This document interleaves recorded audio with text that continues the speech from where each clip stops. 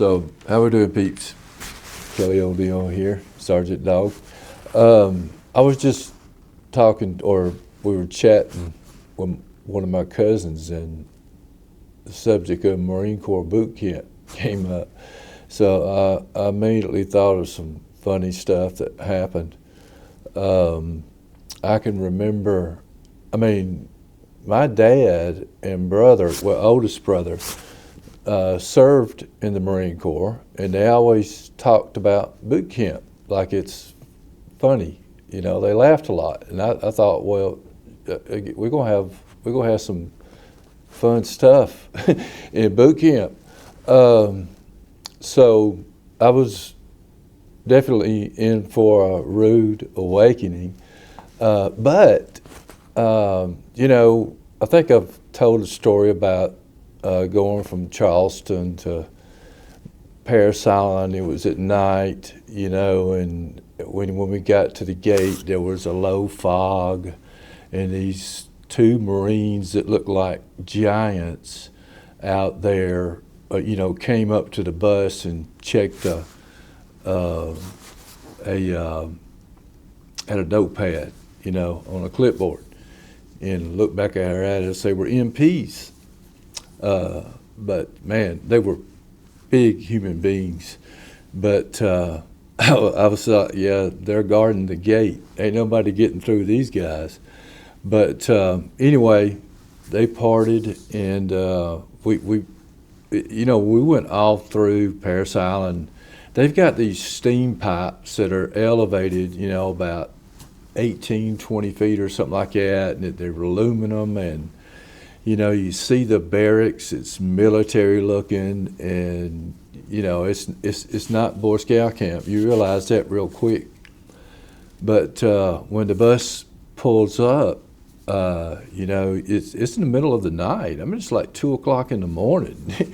And and you've had not really a busy day, but you've been going for a long time. And drill instructor comes in the bus, and that's when your life ends right there, really. You know, raises all kind of cane, and every other word is the F word, and man, you can't move fast enough. You can't get in the right spot. You can't stand correctly. You can't look at the wrong thing, and you better keep your mouth shut too, and just do what you're told till you find out real quick. That's the way it's going to be. So, so they put you in receiving when you first get there, because you've got to get enough men to form a platoon, you know. And I think platoons, you start out with like 70 something. I can't remember, but when you end, you got about 40 something. But so we were in receiving, and I was asleep. I finally got in the rack. I was on the top rack, and I felt somebody nudging me, going, "O'Neill, O'Neill." I woke up, and it was a drill instructor right in my face, scared the living crap out of me. And I said, "Yes, sir." He said, "You got fire watch." And I go, "Okay." I had no idea what fire watch was. I thought, you know, we got to be looking out for some fires here, because I'm sure they might have told us what it is, but they rattled off so much in a short period of time, and so fast and so loud, and you're trying to take all this in. I guess I missed that part. But anyway, we got enough. I think it was about 2 or 3 days, maybe, in receiving. And so we got enough, and they took us over to the squad bay in 1st Battalion, A Company, 1139 they called us, and all 70 of us was in the squad bay, and we were facing the quarterdeck. And up there was I believe it started out as a captain, company commander, I believe it was. I remember he had those horn-rimmed glasses on, and Man, he was spitting polish. All of them are, you know. But he said a few words and then introduced a lieutenant who was a series commander. A series is 4 platoons, okay? And when he was, well, before he finished, he introduced our senior drill instructor. And behind him were 3 other large, mean-looking Marines. I didn't know who they were yet. But the series commander introduced Staff Sergeant Johnson as our senior, and then the lieutenant left, and it seems like everybody left. There was only us and 4 drill instructors. And when the senior introduced the drill instructors, they said something, some kind of oath. I don't know what it was, but that's when hell broke loose. That's when I was starting to question my choices of military branch. Because I was, what you got a squad bay and barracks on both sides, right? It's like a big hallway, and you got barracks on, I mean, not barracks, bunk beds on each side, two levels.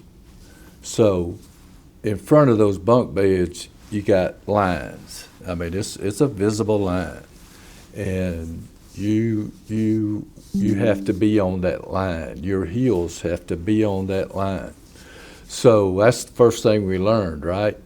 But the drill instructors, they didn't stop at that. It was nonstop, 3 drill instructors issuing instructions at the same time, and you're trying to listen to all of this and take it all in. And I'm looking across, the squad bay, and I see this recruit. He's about 6'4". He's lanky, and he's starting to lean. He leans back and he leans forward, and all of a sudden, he fell like a tree onto the squad bay on his nose, right in front of me. So I'm thinking, well, surely a good Marine wouldn't let another one lay on the ground like that. I should get him. Bad idea. The worst idea I've had ever come up with up to that point, because I took one step and maybe a half, and a drill instructor met me and knocked me back into my rack and said, "Let him die." And I went, oh my God, I'm not going to make it. I'm not going to make it. There's no way. These people are absolutely crazy. But they got some corpsmen in there, and they were looking at him, but what happened was he locked his knees. And you can't do that because it cuts the circulation somehow. It prevents circulation from reaching your brain. However that works, I don't know, but you don't want to lock your knees in formation because you will fall out, especially if it's hot.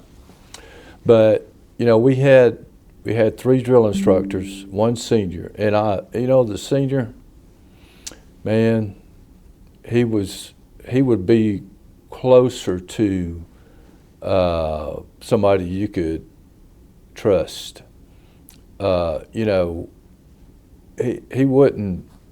He was smoother than the others until you pissed him off.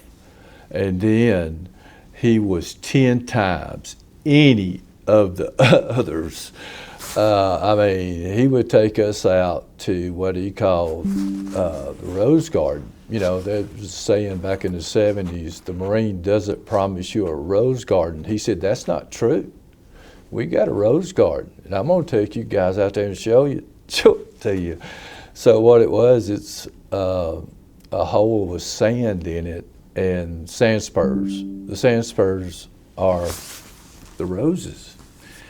And also, you know, this is in November, and the sand gnats were still terrible. I mean, you could stand at attention, and they would get in your ears and just go to town, you know, biting on them. And you don't dare, do not dare lift your hand to a sand gnat. Because if you do, I know y'all probably heard the stories and you don't believe it, but it's true. You bury the sand gnat as deep as a drill instructor wants you to. And then you might dig it back up too. But yep, that's true. That's true. And we go through 3 phases. You got first phase, which you just learning. You know, you trying to starting the march, and you know, you learn Marine Corps tradition and general orders and all that kind of stuff. And it's, you know, your school circle 10 hours a day. You know, you get up at, I don't know, 4:30 or 5, and you march to the chow hall, eat breakfast, and then you immediately start into some kind of class, and you go to classes. You do PT. I think you do PT in the morning, you know, and you run as a platoon. You'd be surprised how far you could run with a platoon, because you got cadence going, you got the rhythm of the boots hitting the ground going, and you're you know, DI's singing cadence, you're repeating it. You just don't think about running, and you just go. There's no telling how far we ran, but anyway, you know, and then lunch more, and then at night you had some free time, and at that time you could smoke. So, and I smoked, so they would say smoker's lamp is lit. And this is probably about 9 o'clock, I guess. This is after you've done, this is after, I think this is after you've already took your no, it's before that.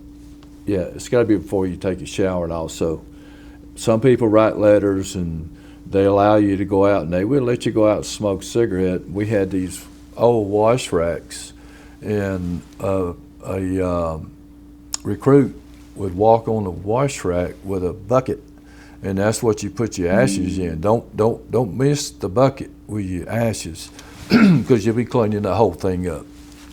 But anyway, yeah. What was the? Oh yeah, we on second phase is rifle range. That's when you go out and you learn about the M16, and you get qualified as a Marine Corps rifleman. And by the way, that's the first thing you are as a Marine, is a rifleman. Whatever you do after that is secondary. You are I don't care if you're a cook, you're a rifleman. But you go through, and I'm trying to remember when we do mess and maintenance, if it was before rifle range or after. But anyway, we had mess. Some platoons have maintenance where they cut grass and do stuff like that. We had mess, so they put me back in the back where the coolers were, and where they brought all the leftovers and stuff, you know. And I think they put me back there because I was skinny, man, in the Marine Corps. I probably weighed 155 pounds, 6'2", you know, lanky. I think they stuck me back there for a reason, because they never messed with me. They never came back there. One time, I had the distinction of being the #1 salad private. That's what they call my position. And I got another story about that. Haley, my daughter Haley, when she was about 8, I had told her about being the #1 salad private and all that stuff, you know, and she remembered it. And they were having like a show and tell or something in school, and she stood up and she said, "Well, My daddy was the #1 Sally private in the Marine Corps. She called it Corps with a D. I thought that was so funny. But anyway, I was #1 Sally private, and a whole week I got to eat as much as I wanted to back there, the leftovers. Like I said, nobody ever messed with me. I don't know how I got such a good, I guess probably because I was skinny. They was trying to put some meat on me, is what it was. But after that, we go on to third phase, and it gets real serious real quick, because that's when you do your combat training, you throw a grenade, and you learn more advanced, not only say tactics, but more advanced Marine Corps etiquette and things like that. You know, you get your uniforms, and I mean your dress uniforms. You have your inspections, your final drill, and then you graduate, which is a really, I've never been so happy to leave an island in my entire life. I'm not kidding. But anyway, I was thinking about that. Thought I might share it. You guys, maybe you'll get a kick out of it.